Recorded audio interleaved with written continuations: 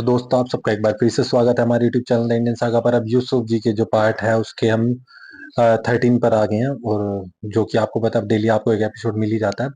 तो मैं ये कहूंगा कि पिछली वीडियो में जो थोड़ी बहुत वॉइस की वो है, और जो मतलब थोड़ा बहुत ही है, आपको इतना तो मैनेज करना पड़ेगा। रीजन ये है कि वो यूट्यूब फिर ब्लॉक कर देता है विजिबिलिटी, बार बार ये बता रहा हूँ मैं आपको। इसलिए मैं उसमें कुछ भी नहीं करता, बस उसको जब एडिट के टाइम में उसकी वॉइस को थोड़ा कम कर देता हूँ, ताकि वो पीछे का जो शो थोड़ा सा अपने आप ही कम हो जाता है, और वॉइस ऐसी होती है उसमें मैं कोई छेड़खानी नहीं कर रहा। और ना ही और विजिबिलिटी के लिए जो मैंने पीछे वो लगा रखा है थोड़ा सा, इसलिए क्योंकि वो फिर वो ब्लॉक कर देगा तो फिर आपको दिखेगा ही नहीं अगर मैं उसे पब्लिक कर दूंगा तो। इस वजह से मुझे करना पड़ता है। तो आप लोग थोड़ा सा मैनेज कर लेना, क्योंकि इसी तरीके से इसको देखा जा सकता है। अदरवाइज अब बहुत सारे लोग इन पे कॉपीराइट करते हैं, इसीलिए तो थोड़ी बहुत हो तो आप ईयरफोन लगा के अगर देखेंगे तो आपको कोई प्रॉब्लम नहीं आएगी। तो फिर वीडियो स्टार्ट करते हैं। यूसुफ जी की है, काफी अच्छा पार्ट होने वाला है इनकी लाइफ का, क्योंकि अब इनको वो जो इजिप्ट के वो राजा हैं वो टर्निंग पॉइंट आने वाला है टर्निंग इनकी पॉइंट लाइफ आने वाला है। बट अभी तक ये देखा कि अपने घर में सिर्फ अपने पेरेंट्स के अलावा, जैसे भाइयों से पूरी जिंदगी इनको वो मिला था, बल्कि ये जब इनके साथ आए हैं, जब इनको वो ले गए हैं गुलाम जैसे उनके वो बन गए हैं, तब बल्कि इनको ज्यादा वो प्यार भी मिला, वो इज्जत भी मिली है। रिस्पेक्ट और वो जो समझ रहे हैं इनको कि ये कुछ और अलग इंसान है। और थोड़ा सा ना इनके साथ मतलब जो बिहेवियर है ना वो भी ज्यादा उसी लेवल पे ही अच्छा हुआ है। साथ में वो लोग इनसे प्रभावित भी हुए। हाँ, और स्पिरिचुअली ग्रो भी करा है इन्होंने, और काफी ज्यादा मतलब इनके मन को भी बहुत ज्यादा मतलब सांत्वना सी मिल रही है, लाइफ में आगे बढ़ रहे हैं जैसे जैसे, और खुदा का शुक्र करते हुए। तो फिर वीडियो स्टार्ट करते हैं, देखते हैं। काफी अच्छा लगता है इनको देखना, इनके चेहरे की मासूमियत, सुकून सा मिलता है ये। तो फिर वीडियो स्टार्ट करें। लाइक से सब शेयर, लाइक सब्सक्राइब और शेयर करते रहिएगा, फिर इसके बारे में बात करेंगे।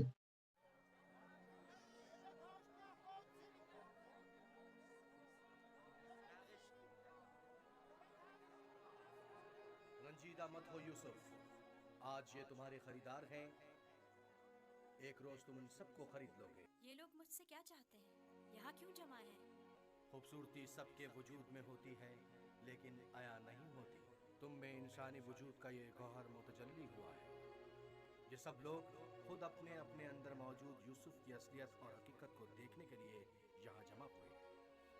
ये लोग मेरी खूबसूरती और हुस्न के खरीदार तो हैं, लेकिन अपने अपने अंदर मौजूद खूबसूरती की हकीकत की तरफ क्यों मुतवज्जह नहीं होते? अपने अंदर मौजूद खूबसूरती को देखने के लिए चश्मे बसीरत चाहिए, लेकिन वो हकीकत जो तुम्हारे वजूद में मुतजल्ली हुई वो ज़ाहिरी आंखों से भी काबिल मुशाहिदा है। बसीरत हर एक के पास नहीं होती यूसुफ, लेकिन बसारत सभी रखते हैं। इस तरह से तो मैं खुद भी इन्हीं की तरह हुआ। अगर ये अपने अंदर की खूबसूरती की हकीकत जानते होते तो ये सब मेरे खरीदने के मुश्ताक ना होते। यूसुफ के मुश्ताक नहीं, बल्कि दर हकीकत खलीफा खुदा के दीदार के मुश्ताक हैं। आदम की ज़ियारत के लिए फरिश्तों के इश्तियाक के बारे में सुना है यूसुफ? 250 सिक्के, 250 सिक्के, ये कीमत 300 सिक्के, 300 सिक्के। गुलाम की कीमत इससे क्या बढ़कर होगी? कीमत और कौन लगा रहा है? ये कीमत इससे और कहीं नहीं है ज्यादा मेरे है। पास इतना कि अकेला 100 पर भारी है।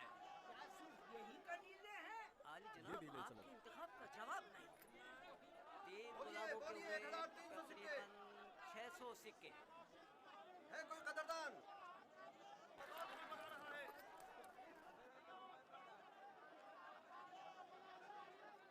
बड़े ही काम के गुलाम हैं। ये ढीले चलो। ये तो बहुत कम है हुजूर।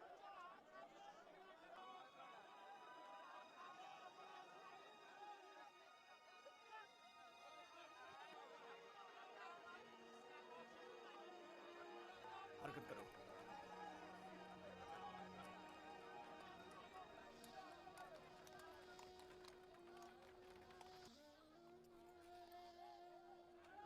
एक हजार 10, 1040 सिक्के।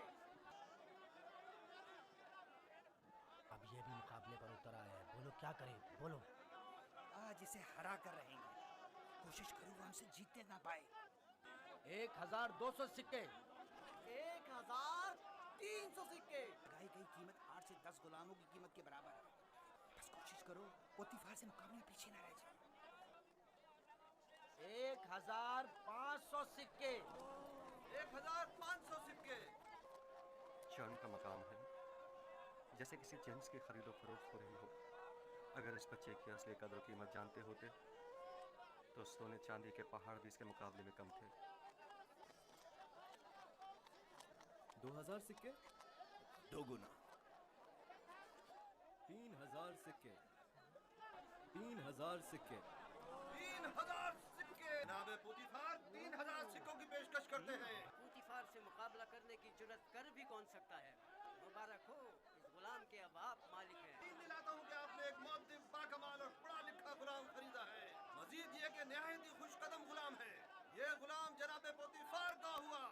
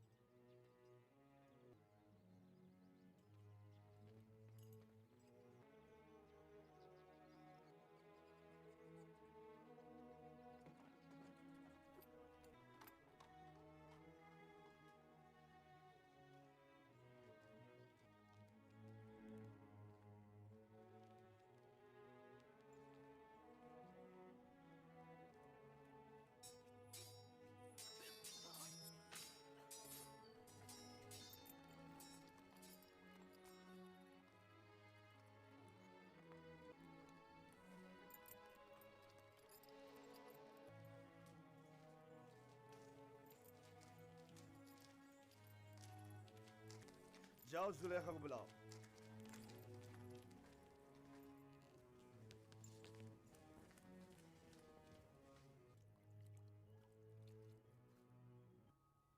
ये गौहरी यगाना कहाँ से लाए हैं आली जनाब? खरीदा है, वो भी भारी कीमत अदा करके। इसके लिए तो जितनी भी कीमत अदा की जाए कम है। जिस अहमक ने भी इस जैसे गौहरे नायाब को फरोख्त किया है उसे कब्र में पहुंचा देना चाहिए। मुर्दों की दुनिया में लोग गुलाम बेचते हैं ताकि ज़रो जवाहर हाथ आएं। इस अहमक बर्दा फरोश ने ऐसे गौहरे नायाब को बेचकर क्या हासिल किया? ये आपका बड़ापन है, मैं गुलाम से ज़्यादा कुछ नहीं। कसरे पुतिफार में खुश आमदीद बरखुरदार। आपका शुक्रगुजार हूँ आली जनाब। तशरीफ लाते ही हमारी याद सताने लगी। क्या बतौर खास तलब करने का सबब जान सकती हूँ? ये तोहफा पसंद आया तुम्हें? मैंने इस बच्ची को पहले कहीं देखा है, आलम ख्वाब में या फिर नहीं मालूम, लेकिन आशना सा लगता है। जनाबे पुतिफार, इंतखाब की दाद देनी चाहिए। ये बच्चा वाकई बहुत खूबसूरत है जनाबे पुतिफार, लाजवाब है। क्या नाम है तुम्हारा?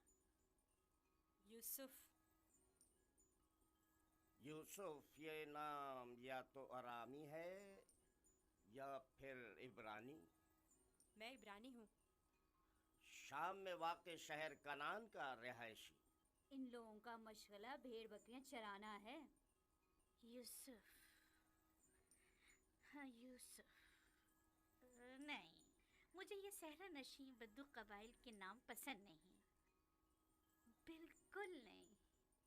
अगर आपकी इजाज़त हो तो इसके लिए किसी मिस्री नाम का इंतखाब करें। ये बच्चा तुम्हारे लिए मेरी तरफ से तोहफा है, सो जिस नाम से चाहो पुकारो। मैं जनाब पुतिफार की निहायत मशकूर हूँ। अगर इजाज़त मरहमत फरमाए तो बंदे की नज़र में एक मिस्री नाम है। कहो। एक नाम जो यूसुफ से मिलता जुलता है, युज़ारसिफ। युज़ारसिफ बुरा नहीं, युज़ारसिफ बल्कि बहुत ही अच्छा है। आज से तुम्हें युज़ारसिफ कह के बुलाएंगे, राजी हो? अगर आपको पसंद है तो मैं भी राजी हूँ। मैं चाहता हूँ कि आप लोग युज़ारसिफ का इज्जत और एहतराम बचा लाएं। शायद ये हमारे लिए मुफीद साबित हो और मुमकिन है कि मुस्तकबिल में हम इससे बतौर अपना वली अहद इंतखाब कर लें।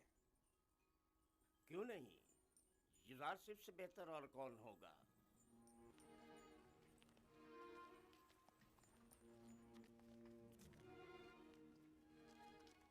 तुमने देखा देखा कितना खूबसूरत है। अपनी तमाम उम्र में इससे खूबसूरत बच्चा नहीं यानी देखा। यानी वो एक गुलाम है। कहने से तो गुलाम नहीं मिला था। ये तुम्हारा कमरा है, पसंद आया?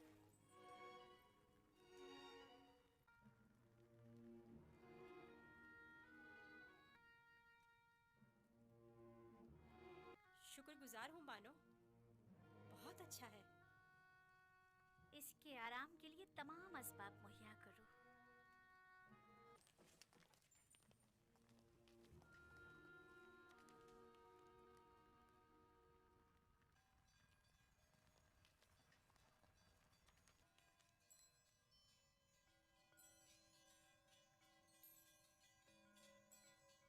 परवरदिगारा, मैं तेरा शुक्र अदा करता हूँ, तूने मुझे गुलामी से निजात देकर आराम और आसाइश की जिंदगी अता की।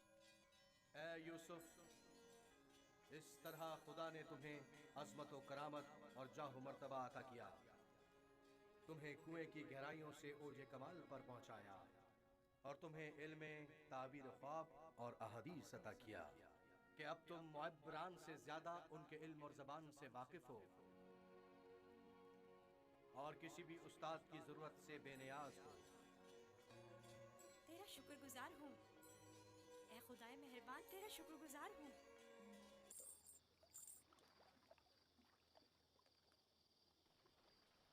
तुम खसारे में रहे मालिक। अगर तुम यूसुफ को उसके वजन के बराबर सीम और ज़र में भी तोलते तब भी खसारे में थे, बहुत बड़े खसारे में।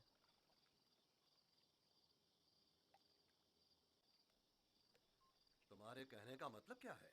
तूफान में हमारा गुम हो जाना तुम्हें याद है? और जानवरों का उस कुएं के पास रुक जाना, ये सब किस लिए था? तुम्हारे हाथ लगने के लिए या यूसुफ की निजात के लिए? मैं तो कुएं के पानी के मीठे हो जाने को भी यूसुफ के वजूद की बरकत समझता हूँ।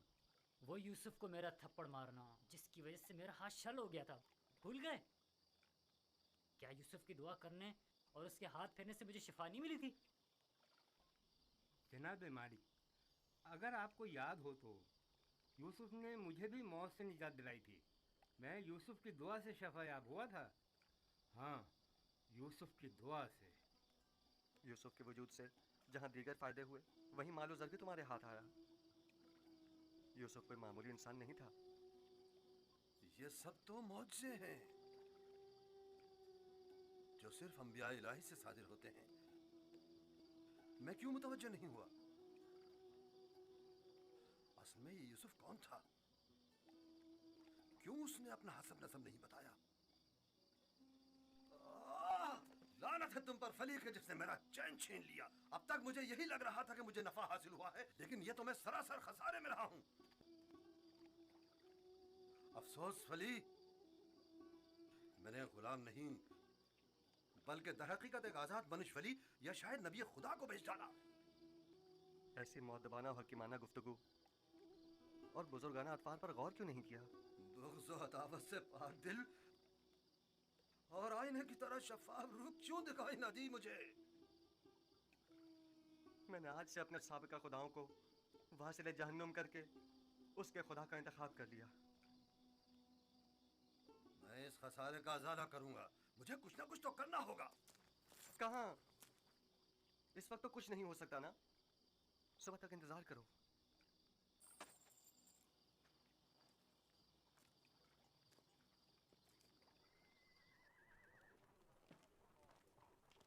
जनाबे पुतिफार का कसर किस तरफ है? सीधे चले जाओ, उस तरफ आखिर में।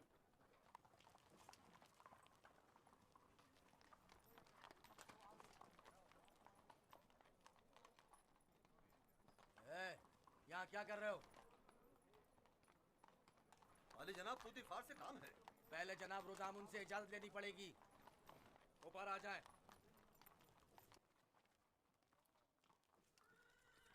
जनाब रुदामुन, ये लोग आली जनाब पोतीफार से मिलना चाहते हैं। अजीज़े मिस्र, जनाब पोतीफार से आपको क्या काम है? हमने उन्हें एक गुलाम बेचा था। उन्हें बताइए कि मालिक जिससे कल एक गुलाम खरीदा था वो आया है। मैंने पूछा काम क्या है? कुछ सिक्के उनकी तरफ से इजाफी आ गए हैं, वो हम सिर्फ उन्हें ही देंगे। आप लोग यहीं रुके हैं।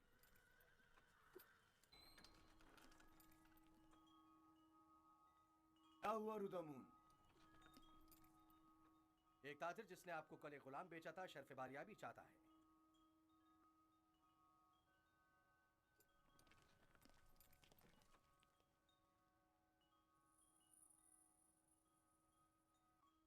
लगता है तुम खुश नहीं हो इब्रानी। मैं यहाँ होने से खुश हूँ, लेकिन गुलाम होने से नहीं। क्या तुम्हारे साथ हमारा सुलूक गुलामों जैसा है?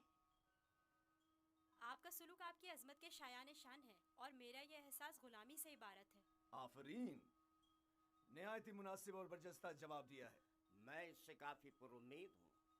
ये पढ़ना और लिखना भी जानता है आली जनाब। वैसे तो इसकी तमाम खूबियाँ ठीक हैं, बस इसकी जबान को थोड़ा लगाम देना होगी। बानो इत्मीनान रखें, मेरी जबान को फजूल गोई की आदत नहीं और जनाबे पुतिफार और आपकी इजाज़त के बगैर कोई बात नहीं करूँगा। आफरीन, यही मुनासिब है। तुम्हारा ताल्लुक कहाँ से है? तुम्हारे माँ बाप का नाम क्या है? क्या फर्क पड़ता है बानो? सहरंदशिन पेशावर चरवाहों के पास बताने को रखा ही क्या है? किसी ने आपसे मशवरा मांगा? लेकिन चेहरा युजारसिफ इसके आला हसब व नसब की अक्कासी करता है।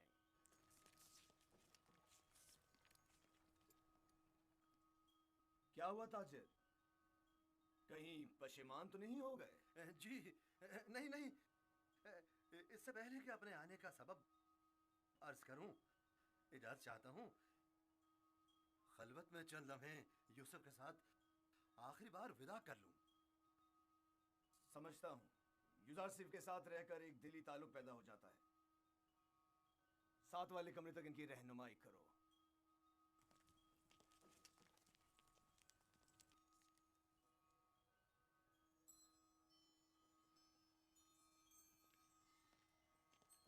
देख रही हैं आप, युजारसिफ से दस्तबरदार होना इसके लिए कितना मुश्किल है।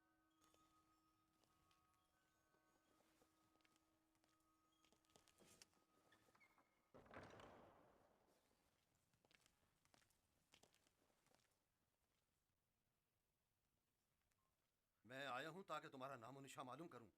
जब तक बता नहीं देते मैं लौटूंगा नहीं। बताया तो मैं फर्जंदे नहीं, ये तो पहले भी सुन चुका हूं। तुम्हें खुदा यकता की कसम, अपने नामो निशा बताकर मेरी बेकरारी को दूर करो। फिर आपको खुदावंद के हुजूर एक अहद करना होगा कि जो कुछ मैं बताने जा रहा हूँ किसी से नहीं कहेंगे। मैं अहद करता हूँ और इब्राहिम के खुदा की कसम खाता हूँ। मैं यूसुफ इब्ने याकूब इब्ने इसहाक इब्ने इब्राहिम हूँ। हाय अफसोस, वाह हो मुझ पर। हम चचाजाद हैं, तुम इसहाक के पोते और मैं इस्माइल ज़बीउल्लाह का पोता हूं। खुदा मुझे कभी ना बख्शे, मैंने ये क्या कर डाला?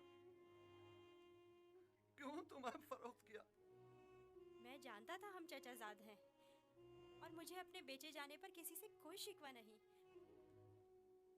मुझे तो मिस्र में आना और बिकना ही था। ये तमाम वाक़यात इरादा खुदाबंदी और एक अजीम वाक़े की तमहीद है। मुझे उन मौजों से ही समझ लेना चाहिए था कि तुम मामूली इंसान नहीं, तुम एक पैगंबर हो। लानत हो मुझ पर कि एक पैगंबर को बतौर गुलाम भेज डाला। मैं इस जिल्लत के साथ कहाँ जाऊं? ये क्या कर रहे हैं? उठिए। इन वाक़यात को रूनमा होना ही था। मुझे तो अपनी रिसालत की अंजामदही के लिए मिस्र आना ही था। आप तो सिर्फ वसीला बने हैं। मैं तो आपका शुक्रगुजार हूँ। मैं इस गलती का अजाला करूंगा। ये तुम्हारी सनद गुलामी है जिस पे तुम्हारे मालिकों ने दस्तखत किए थे। इसे छुपा लो। आप यहीं रुकें। मैं नहीं चाहता आप हमारी बहसो गुफ्तगू सुने।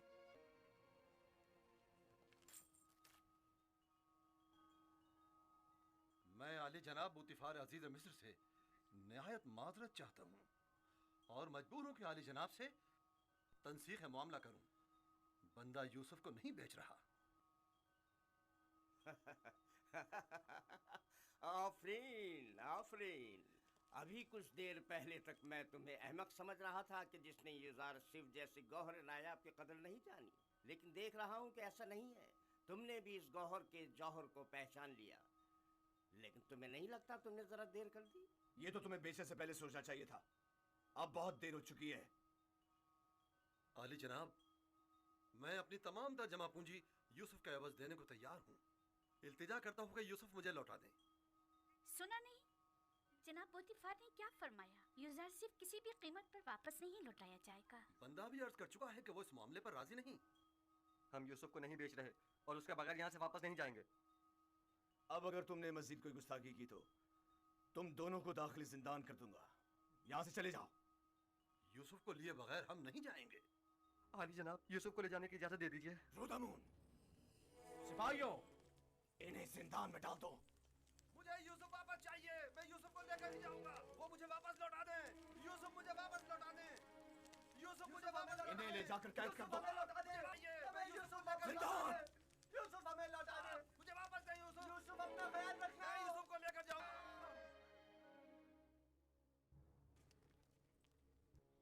आली जनाब, इन्हें माफ कर दें। इन्होंने मेरी खातिर खुद को खतरे में डाला है।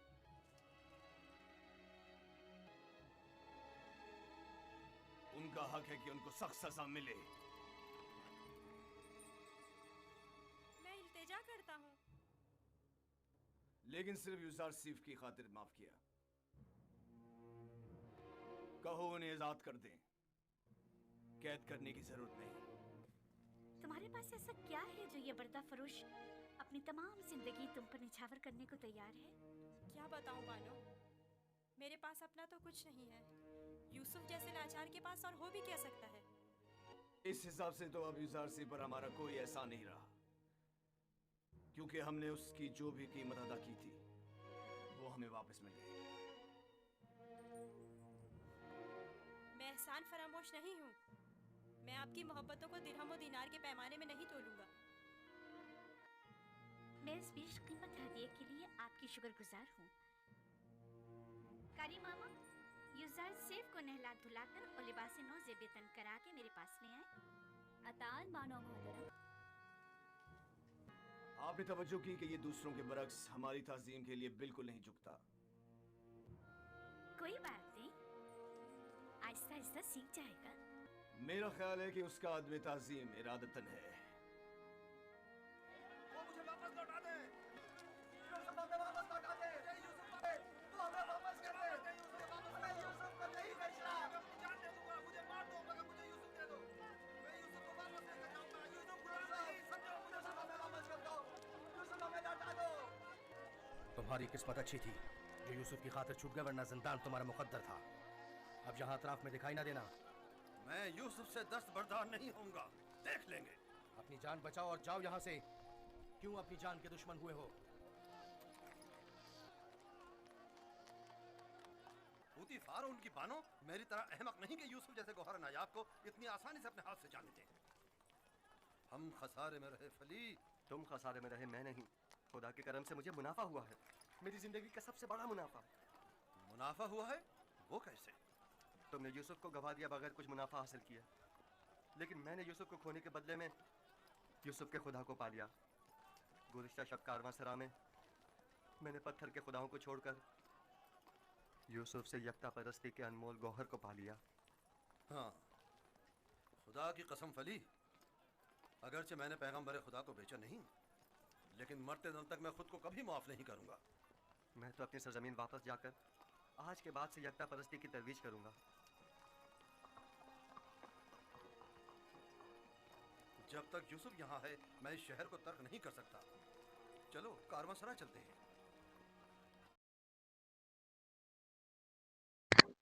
दोस्तों ये था एपिसोड।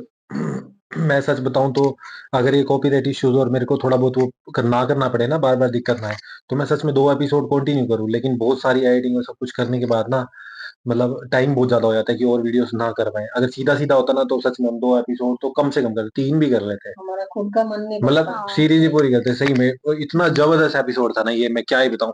वो सीन सही में रोंगटे ना ऐसे ही खड़े से हो गए थे जब वो वाला सीन था, जब उनको पता चला ना कि भाई उनके उनके ऊपर पर्दा मतलब ये लगा लो, तब तक उन्हें होश नहीं आया। जब भेज दिया तब उन्हें उन सबने गिनवाया ना कि वो सब बोल देते सब कुछ वो याद करो। उनकी आंखों से पर्दा हट तो गया। पर्दा क्योंकि डाला भी फिर खुदा नहीं था ना पर्दा, क्योंकि ना डालते तो जान ही ना देते। तब पता चला ना, लेकिन जब जैसे वो जाग उनके पैर पड़ गए थे ना, मतलब उनको उन्होंने बताया, उन्होंने कहा कि मैं पहले से ही जानता था कि हम हुआ। उनको भी बड़ी वो हुई कि यार तुम तो भाई नबी हो उसमें से। जैसे वो पूरी बोलते हैं कि मैं भाई यूसुफ इब्ने याकूब इब्ने, है ना, तो आगे मतलब कि वो इंट्रोडक्शन हाँ देते हैं जब। तो इसहाक इब्ने आगे इस्माइल, मतलब वो पूरा गिनवाते हैं। तो उनको ये रहता है कि हम आपस में ही तो वो है भी एक ही भाई, आप उनके पोते हो। परिवार। तो वो कहते मैं पहले जानता था, और पैर पड़ जाते हैं। मतलब जिस तरीके से उनका मतलब वो मोमेंट बड़ा जबरदस्त था ना। तो आप बताओ आपका क्या कहना चाहोगे? सही मजा नहीं है? अच्छा लगा? आप बताओ। पापा तो आते ही कहते हैं कि यूसुफ की सीरीज चला दो और कुछ लेकिन रहने दो। एपिसोड देखने में इमोशनल और सही बिल्कुल बहुत ज्यादा इमोशनल आदमी हो जाता है। बात है ना? क्या जिंदगी के ऊपर उम्र के हिसाब से, इस बच्चे की उम्र के हिसाब से, वैसे एक हाँ संसारिक दुनिया के हिसाब से देखने देखा के जाए हिसाब से। तो मतलब एक मान लो एक ये फिल्म देख रहे हो हम, हाँ आदमी इतना भावुक हो जाता है वाकई। क्या मतलब छोटे से बच्चे के ऊपर क्या मतलब वो और बीत ऊपर रही से होगी। पर्सनैलिटी उनकी लेकिन सुंदर इतना है ना। मालिक का नूर है इनके अंदर, हाँ जो सब कुछ सहन करे। उनको पता मेरा जो हो रहा है, मेरे को पता है।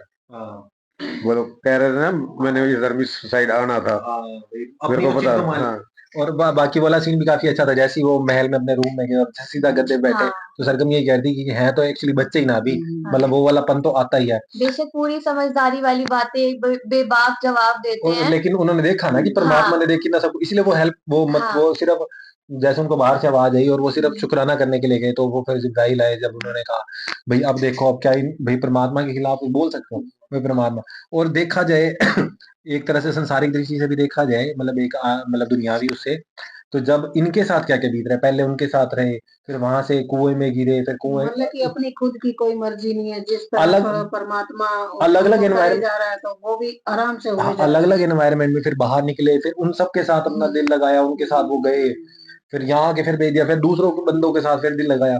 और उसके बाद उनके जवाब देने का तरीका, मतलब कितनी जब तक तहजीब है उनका दिल लगता था तब तक तो वो चेंज किस्सा ही चेंज हो जाता था। उनकी तहजीब देखो ना, जवाब दे रहे हैं और वो खुश हो रहे हैं कि वाह भाई हम तो भाई तुम्हारा वाकई जवाब बड़े जबरदस्त हैं। मतलब एक्चुअल में तो ये सीखने वाली बात है हम लोगों के लिए कि हमेशा सिचुएशंस का विद्रोह करने से कुछ नहीं मिलता। बस परमात्मा जहाँ लेके जा रहे हैं बहते चलो, अच्छा ही होगा। अच्छा ना भी हुआ हमारे अकॉर्डिंग, लेकिन कहीं न कहीं जाके सब कुछ ठीक हो ही जाएगा। तो ये जैसे इनके जीवन चलता आ रहा है, कहाँ से टर्निंग पॉइंट आया, कहाँ सब कुछ। अब मैं बताता हूँ कि ये बात हम कह देते हैं ना कि जो भी होगा अच्छा ही होगा। हाँ बात जो भी होगा अच्छा ही होगा, तो परमात्मी दृष्टि में अच्छा है क्योंकि उसने सबको बचा रखा है। जैसे शुरू में याकूब जी ने कहा था कि भाई जब उनकी यूसुफ जी का जन्म होना था, तो उन्होंने कहा था मेरे को ये दिक्कत नहीं है कि भाई उनकी डेथ हो जाएगी, भाई उनकी वाइफ की या जो भी लगा लो भैया, कुछ ऐसी प्रॉब्लम आती है कुछ भी, बात ये कि उन लोगों की बात सच हो जाएगी और तेरे ऊपर से विश्वास उठ जाएगा। मेरे को वो चीज से फर्क नहीं है, जो हो रहा है वो तो हो के रहेगा, मेरे को चाहे अच्छा हो चाहे बुरा हुआ, मैं एक्सेप्टेंस में हूँ। तो लेकिन इसलिए होता है ये चीज। तो जब हम ऐसे शुक्राने भाव में आ जाते हैं तो हम सिर्फ एक वजह को वो कह सकते हैं कि दुनियावी लोग भाई हावी ना हो जाए, भाई तेरे नाम को नुकसान ना पहुंचे, बस अदरवाइज तो जो हो रहा है कोई टेंशन की बात नहीं है। तो बड़ा जबरदस्त एपिसोड था, मजा आ गया, मतलब सही में मैं भी। इसी टाइप का एक शेर है कि खुदा खुद इश्क होता है, मोहब्बत दीन होती है, मोहब्बत की कहानी सूर्य यासीन होती है। मतलब कि जो प्यार की कहानी है ना सच्चे दिल की, वो उसकी उम्र सूर्य से भी लंबी होती है। मोहब्बत की कहानी सूर्य यासीन होती है, मेरे मालिक मुझे दर दर ना भटका, मेरे दर दर भटकने से तेरी तौहीन होती है। सही बात मतलब है। कि अगर मैं दर दर भटकता हूँ तो उसमें तेरी तौहीन होगी कि तेरा मालिक तुझे दर दर क्यों भटका रहा है।